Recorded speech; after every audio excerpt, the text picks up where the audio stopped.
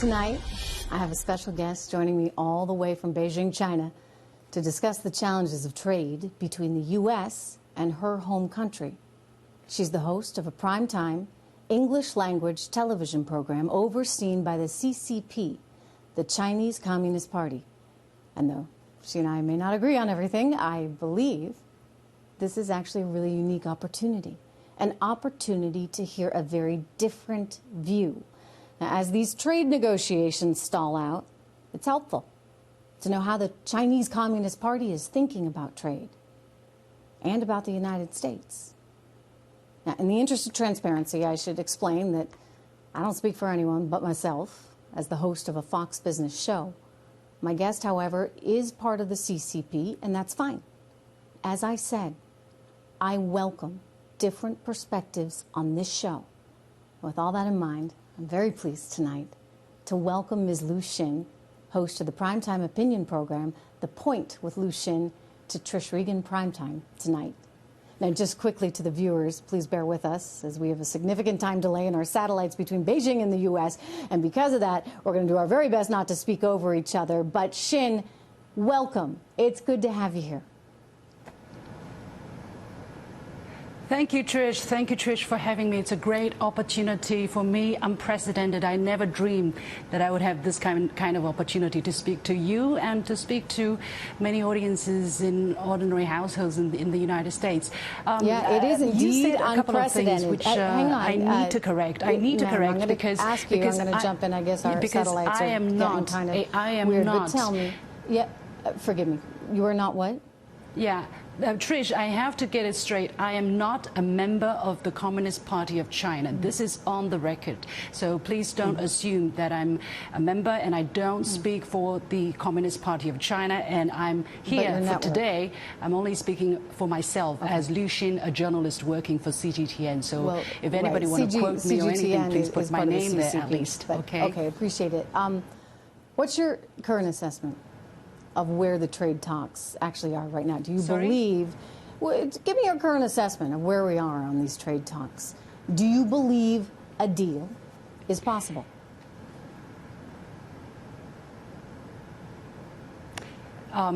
It is true that the satellite connection is not very good, but I believe that you're asking me where we are in terms of the trade negotiations. I don't know. I don't have any insider information. What I knew was the talks were not very successful last time they were going on in the United States, and now I think both sides are considering what to go next. But I think the Chinese government has made its position very clear that unless the United States treat the Chinese government, treat the Chinese negotiating team with respect and show the willingness to talk without using outside pressure, there is high possibility that there could be a productive trade deal. Otherwise, I think we might be facing a prolonged period of problems for both sides. And I would stress that trade wars are never good. They're not good for anyone. So I want to believe, Xin, I want to believe that something can get done. And these are certainly challenging times. I realize there's a lot of rhetoric out there. But let me turn to one of the biggest issues, and that's intellectual property rights. I mean, fundamentally, I think we can all agree it's never right to take something that's not yours. And yet, in going through so many of these cases at the Independent World Trade Organization, the WTO, that China's a member of, as well as the DOJ and FBI cases, you can actually see some of them on the screen right now. There's evidence there that China has stolen enormous amounts of intellectual property, hundreds of billions of dollars worth. Now, that's a lot of money, but truly, I guess we shouldn't really care if it's hundreds of billions of dollars or just 50 cents. How do American businesses operate in China if they're at risk for having their property, their ideas, their hard work stolen? Well, I think, Trish, you have to ask American businesses whether they wanted to come to China, whether they find coming to China and cooperating with Chinese businesses has not been profitable or not, and they will tell you their answers. As far as I understand, many American companies have been established in China, and they're very profitable, and the great majority of them, I believe, plan to continue to invest in China and explore the Chinese market. Well, now, U.S. President Donald Trump's tariff makes it a little bit more difficult, makes the future a little bit uncertain. I do not deny that there are IP infringement, there are copyright issues, or there are piracy, or even theft of commercial secrets. I think that is something that has to be dealt with, and I think the Chinese government and the Chinese people, and me as an individual, I think there's a consensus, because without the protection of IP right, nobody, no country, no individual can be stronger, can develop itself. So I think that is a very clear consensus among the Chinese society. And of course, there are cases where individuals, where companies go and steal, and I think that's a common practice probably in every part of the world. And there are companies in the United States who sue each other all the time over infringement on IP rights. And you can't say, simply because these cases are happening, that America is stealing, or China is stealing, or the Chinese people are stealing. And basically that's the reason why I wrote that rebuttal, because I think this kind of blanket statement is really not helpful, really not helpful. Well, it's not just a statement, it's multiple reports, including evidence from the WTO. But let me ask you about Huawei, because that's certainly in the headlines right now. Sure, I don't deny those. No, I don't deny those. Right, I mean, look, I think, as I said, we can all agree that if you're going to do business with someone, it has to be based on trust. And you don't want anyone stealing your valuable information that you've spent decades working on. Anyway, no. China passed a law in 2017 requiring tech companies to work with the military and the government. So it's not just individual companies, right, that might be getting access to this technology. It's the government itself, which is an interesting nuance. But I get that China is upset that Huawei is not being welcomed into the U.S. markets. I totally get it. So let me just ask you this. It's an interesting way to think about it. I think, what if we said, hey, sure, Huawei, come on in. But here's the deal. You must share all those incredible technological advances that you've been working on. You got to share it with us. Would that be okay? I think it is, if it is through cooperation, if it is through mutual learning, if it is through, if you pay for the use of this IP, of this high technology, I think it's absolutely fine. Why not? We all prosper because we learn from each other. I learned English because I had American teachers. I learned English because I had American friends. I still learn how to do journalism because I have American copy editors or editors. So I think that's fine so long as it is not illegal. I think everybody should do that, and that's how you get better, right? But you mentioned something pretty important, which is that you should pay for the acquisition of that. And, look, I think that the liberalized economic world in which we live has valued intellectual property, and it's governed by a set of laws. And so we all need to kind of play by the rules and play by those laws if we're going to have that kind of trust between each other. But I think you bring up some good points. Let me turn to China right now, which is now, wow, the second largest economy. At what point will China decide to abandon its developing nation status and, well, stop borrowing from the World Bank? Well, I think this kind of discussion is going on, and I've heard very live discussions about this. And indeed, there are people talking about China already becoming so big. Why don't you just grow up? Basically, I think you said it in your program as well. China grow up. Well, I think we want to grow up. We don't want to be, dwarfed or poor, underdeveloped all the time. But it depends on how you define developing country, right? If you look at China's overall size, the overall size of the Chinese economy, yes, we are very big, the world's #1. But don't forget, we have 1.4 billion people. That is over 3 times the population of the United States. So if you divide the second largest overall economy in the world, basically when it comes down to per capita GDP, we're I think, less than 1/6 of that of the United States, and even less than some other more developed countries in Europe. So you tell me, where should we put ourselves?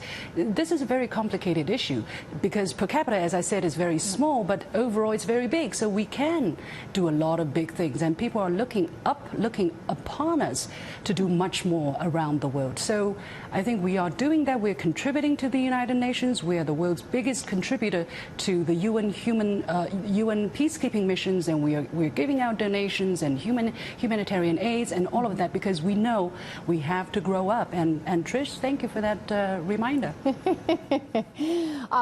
Let's get to the tariffs. I've seen some of your commentaries too, and Xin, I appreciate that you think China could lower some of its tariffs. I watched you say that, and I'm totally in agreement with you. In 2016, the average tariff, effectively a tax, that was charged on an American good in China was 9.9%. Now, that was nearly 3 times what the U.S. was charging. So what do you say about this? What do you think about saying, hey, you know, to heck with these tariffs. Let's get rid of them altogether. Would that work? I think that would be a wonderful idea. I mean, don't you think for American consumers, products from China would be even cheaper, and for consumers in China, products from America would be so much cheaper too. I think that would be a wonderful idea. I think we should work towards that. But you know, you talked about rule-based system, rule-based order. This is the thing. If you want to change the rules, it has to be done in mutual consensus. Basically, when you talk about tariffs, it is not just between China and the United States. I understand if you lower tariff just between China and the United States, the Europeans will come, the Japanese will come, the Venezuelans probably will come and say, hey, we want the same tariff. You can't discriminate, you know, between countries. So it is a very complicated settlement to reach, and I think the last deals, right? agreement that China and the about trade, yes, I'm talking about tariffs. And I think the last time when the world agreed on the kind of tariff reduction China should commit to was exactly the result of multilateral and years of difficult negotiations. The United States saw in its interest and decided to what degree they can agree or to what degree they can lower their tariff. Nobody put a gun at their head. And China agreed to, although with some difficulties, to lower our tariff considerably. It is all the decision of countries according to their own self-interest. Now, things are different. Yes, I agree. 20 years later, what are we going to do? Maybe these old rules need to be changed. You know what? Let's talk about it. Let's do it according to the rules, the same rules. If you don't like the rules, we'll change the rules. But again, it has to be a multinational, a multilateral decision I process. would just say, you know, you can go back to the trade agreement of 1974, Section 301. There is a rule that enables the United States to use tariffs to try and influence the behavior of China should it be stealing our intellectual property. And that, I think, in some ways is part of what this all comes back to, and it's this sense of trust. And I hear you on the forced technology transfer, and I think that some American companies perhaps have made some mistakes in terms of being willing to overlook what they might have to give up in the near term. But this is an issue, I think, where the country as a whole needs to step in, and we're seeing the United States do that, perhaps in a way that hasn't happened. I mean, it's been in the background. Don't get me wrong. I think previous administrations have identified the challenge, but have really been a little unwilling to take it on. So we're living in these very different times. How do you define state capitalism? You mean how do I define? Sorry, I didn't hear the last thing. You mean forced technology transfer, or so-called state forced capitalism. technology transfer? No. Well, I guess forced technology transfer may be part of that, but state capitalism. In other words, one of the things that I would technology transfer, and somehow you kind of skid it away. I'm playing you a compliment here. Hang on one second, Xin. I want to say that I think, you know, your system of economics is very interesting because, you know, you have a capitalist system, right? But it's state-run. So talk to us about that. How do you define it?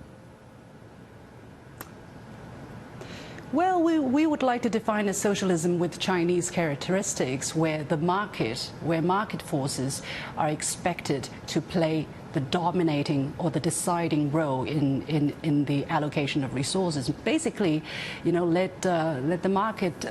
We want it to be a market economy, but there are some Chinese characteristics. For instance, some state-owned enterprises which are playing an important but increasingly smaller role, maybe in the economy. And everybody thinks that China's economy is state-owned, everything is state-controlled, everything is state. But let me tell you, it is not the true picture. If you look at the statistics, for instance, 80% of Chinese employees were employed by private enterprises. 80% of Chinese exports were done by private companies, were produced by private companies. About 65% of technological innovation were carried out by private enterprises. Some of the largest companies that affect our life, for instance, some internet companies or some 5G technology companies, they are private companies. So we are, yes, a socialist economy with Chinese characteristics, but it's, not everything state-controlled, state-run. It's not like that. We are actually quite mixed and very dynamic and actually very, very open as well. Well, I think you need to probably keep being open. I think that as a free trade person myself, I think that's the direction to pursue. And ultimately, that leads to greater economic prosperity for you and better economic prosperity for us. And so then you get a win-win. But absolutely. This was interesting. I appreciate you being here. Thank you. Thank you so much. If you want to have a discussion in the future, we can do that. If you want to come to China, I'd love it. You're welcome, and I'll take you around. Thank you, Trish, for the opportunity. Thank you so much. Okay, look, I would just say, as I told Shin, no one wants a trade war. But we have to think long and hard about the right next steps.